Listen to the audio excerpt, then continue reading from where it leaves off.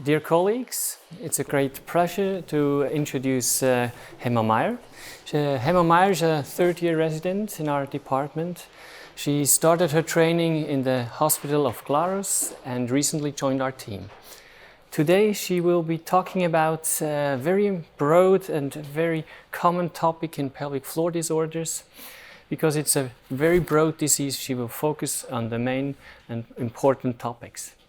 Now I wish you a very nice talk. Enjoy. Thanks a lot for this kind introduction. It's an honor for me to present today's topic, which is the pelvic outlet obstruction and rectal prolapse. For the beginning, I will give you a short overview about today's content. I will speak about the defecation physiology. Then I will define the pelvic outlet obstruction and give a short impress of the symptoms. We will move on to the etiology and the diagnosis, and then to the classification of the pelvic outlet obstruction, and move into the functional disorders and mechanical disorders. And then I will focus on the internal and external rectal prolapse and its surgical treatment.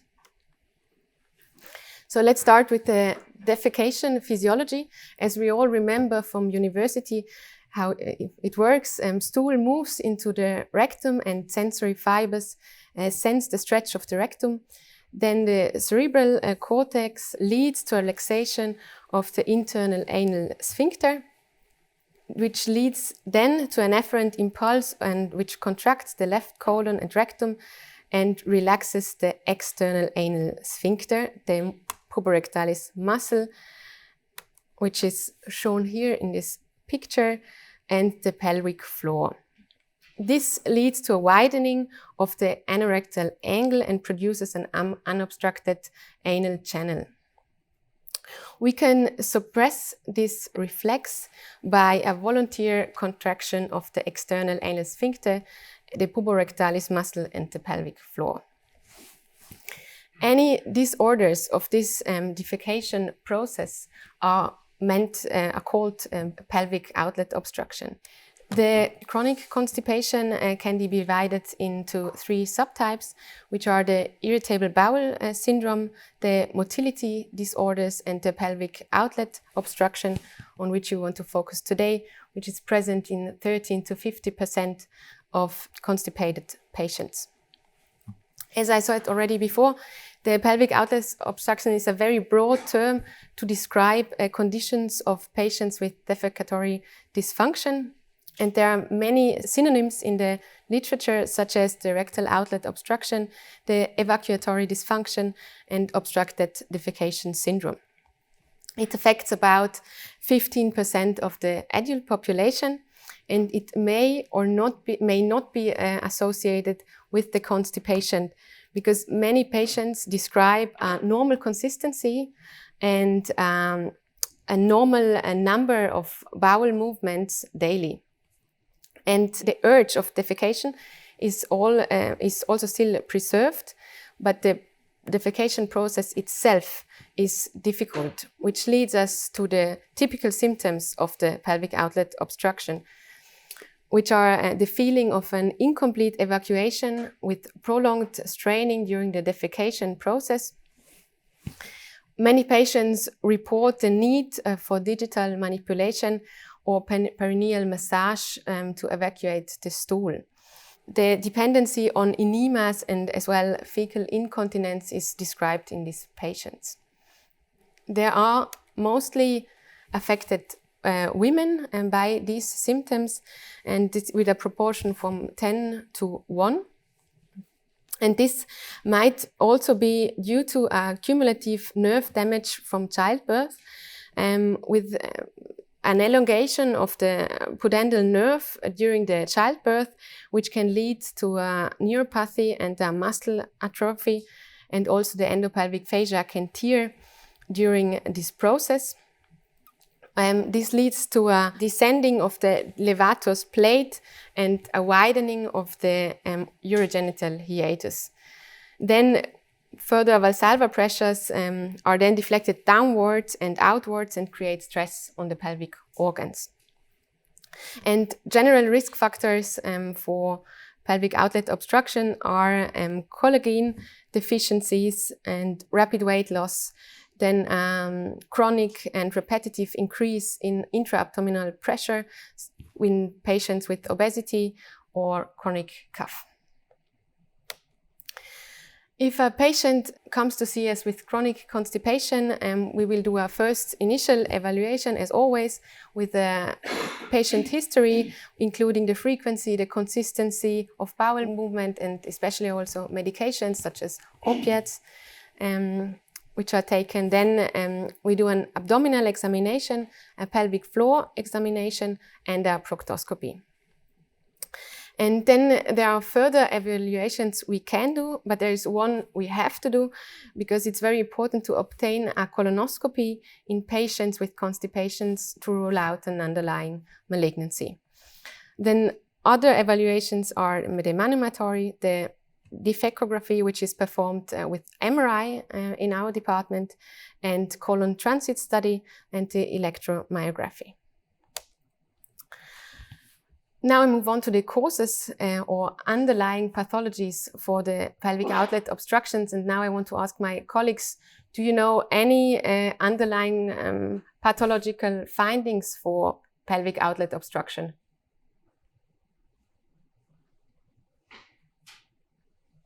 Enterocele or internal or external rectal prolapse? Yeah, perfect, exactly.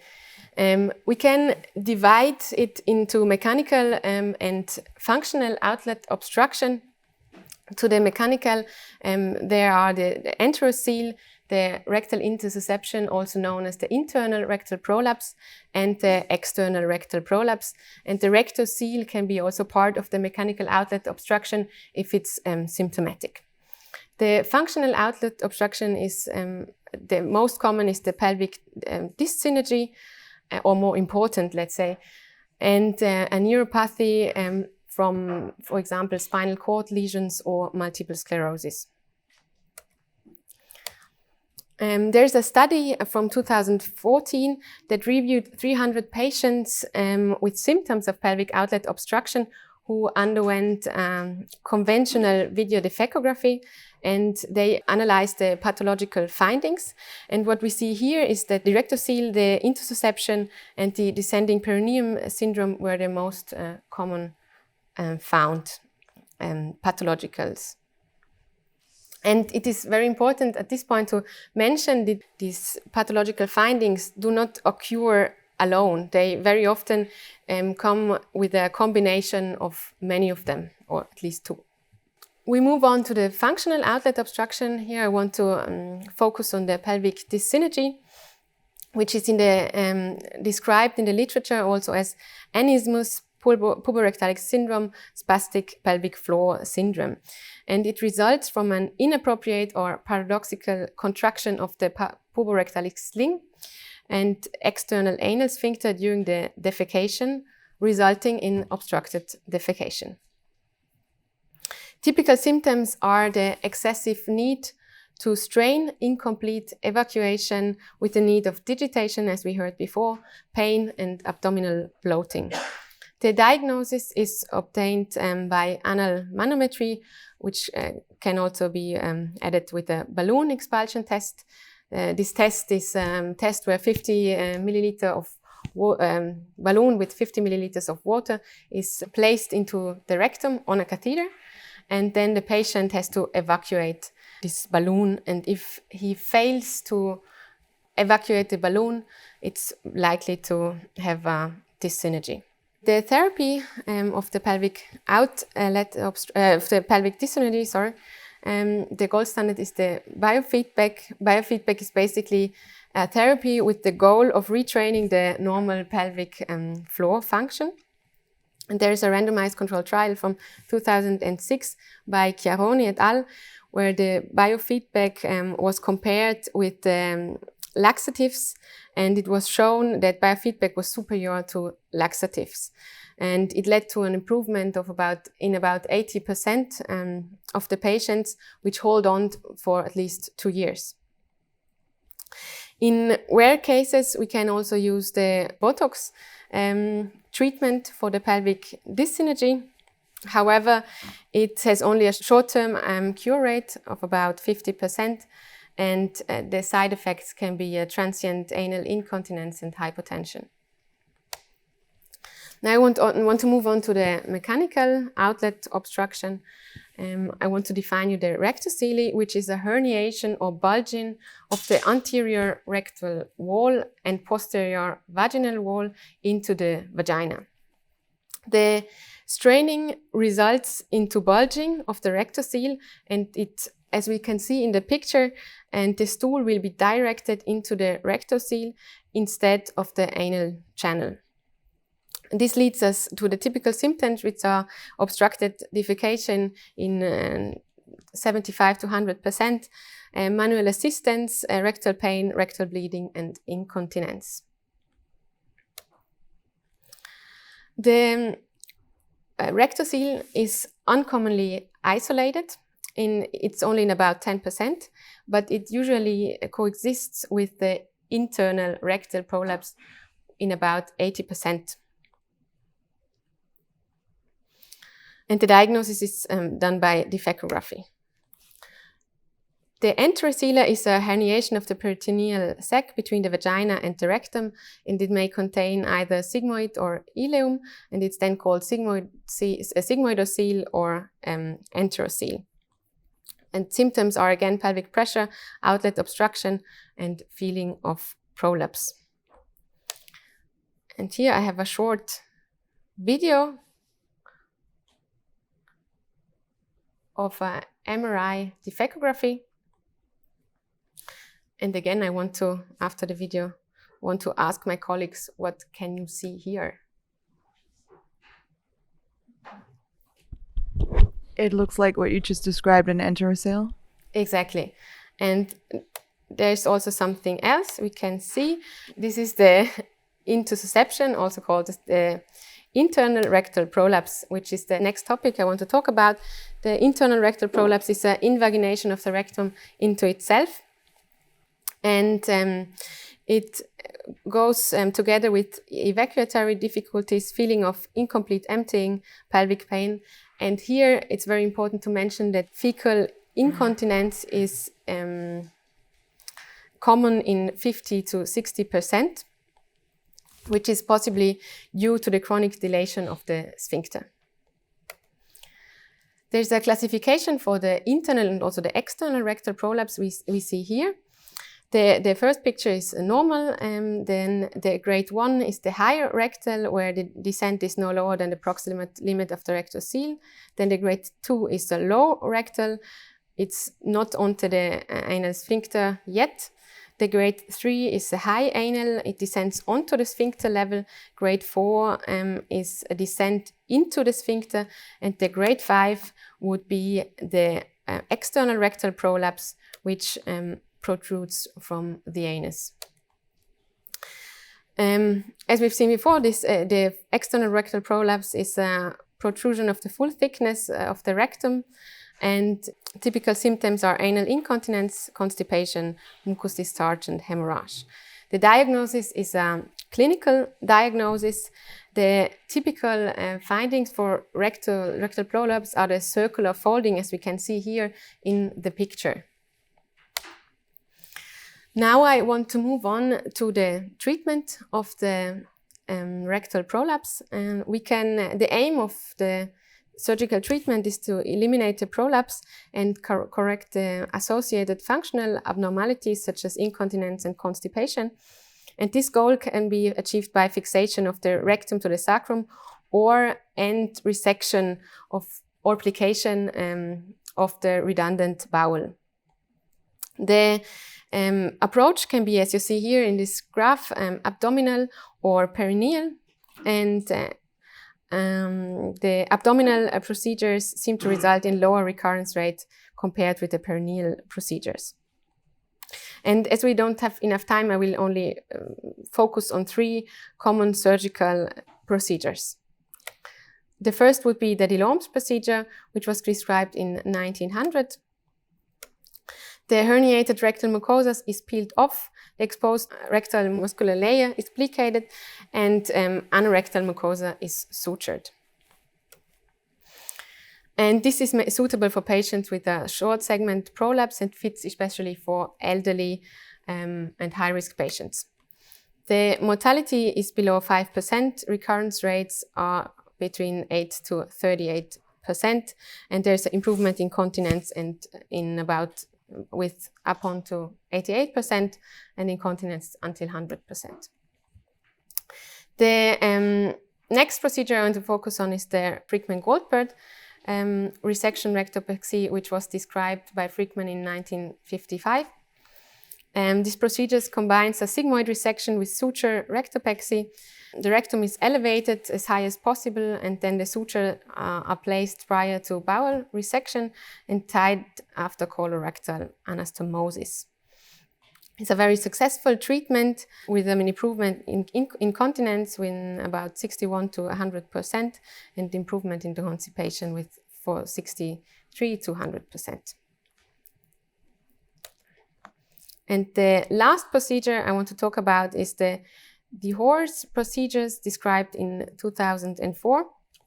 It can be performed laparoscopically. We perform it routinely with the robot. I have some pictures here. The deepest part of the Douglas is incised and the rectovaginal septum is opened. The right hypogastric nerve is preserved and a mesh is sutured to the anterior rectum and fixed without traction to the promontory, as we can see here. And then Neo-Douglas is reformed. This would be the final picture. The outcomes in ventral mesh rectopexy are very good. This is probably why it's the typical standards in many centers for fit patients. The mortality rate is low and the recurrence rate is under 8%. And there has been shown an improvement in continence in 67 to 93% and an improvement in constipation in 59 to 75%. Now, I want to move on to the last page and go for a quick summary. As we heard, the pelvic outlet obstruction is a very broad term of functional and mechanical conditions leading to obstructed defecation. We heard about the internal and external rectal prolapse, which can be treated surgically by perineal procedures after the LOM, for example, anterior resections with rectopexy with Frickmann-Goldberg, the ventral mesh rectopexy, and abdominal operations result in lower recurrence rates compared with the perineal procedures. Thank you.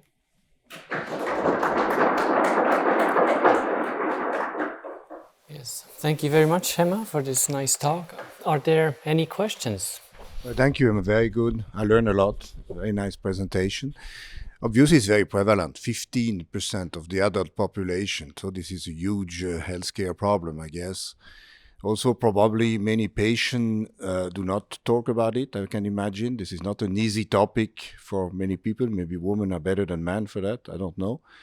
But the question that I have is probably if they go to the house arts, to the general practitioner, or they talk around, what are we doing in terms of information to make sure that this patient can relatively quickly go to the specialist and not maybe see someone who has not much experience, do not the optimal treatment, and that can go long because they will not go by themselves to a specialist.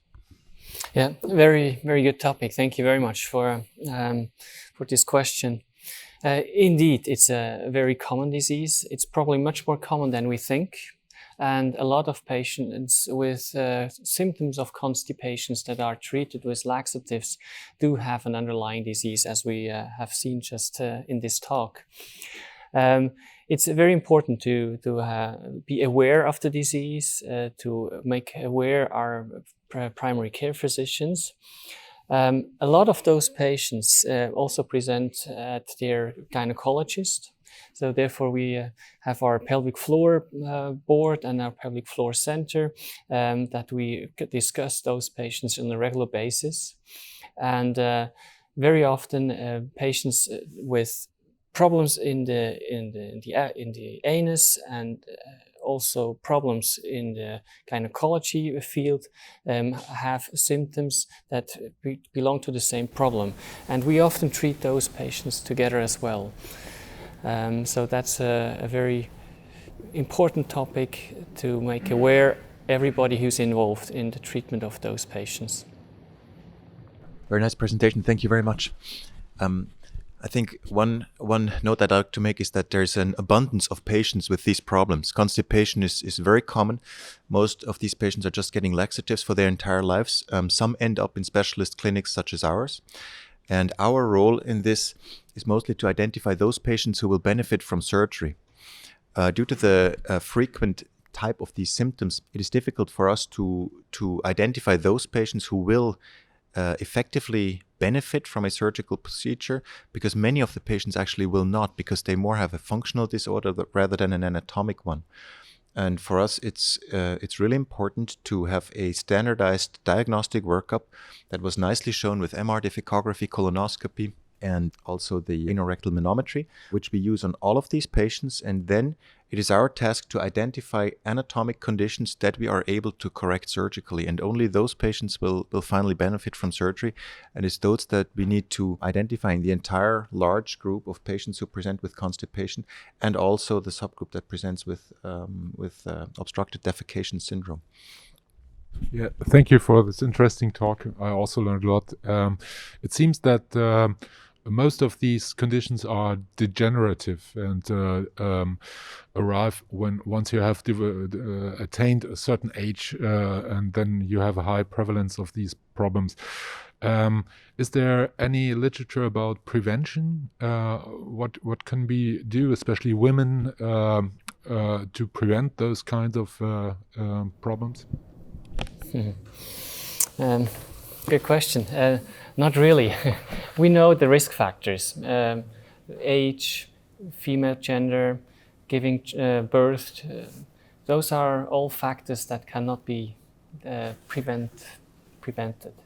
Of course, dietary measures that can be a factors, but it's also quite difficult to treat on a long-term basis.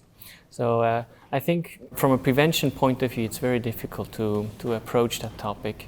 But we can identify them early, not when they come with a full thickness prolapse. We can identify them early and correct the underlying disease. Absolutely, obesity is a general important topic in our society. Of course, that can be a preventive measure. However, it's not just an age disorder. That's really important to know, because the majority of patients that we treat for intrarectal intussusception are young females. So, and those are probably the ones that benefit the most from a surgical procedure, because intrarectal intussusception can be a fairly severe condition that can really impair quality of life. And those patients can be treated very well with either Friedman Goldberg operation or a Dehor operation. So those are mostly young patients. So we don't just wait for old patients to correct these deformities. We also actively look out for them in the young ones. Okay, good. Thank you.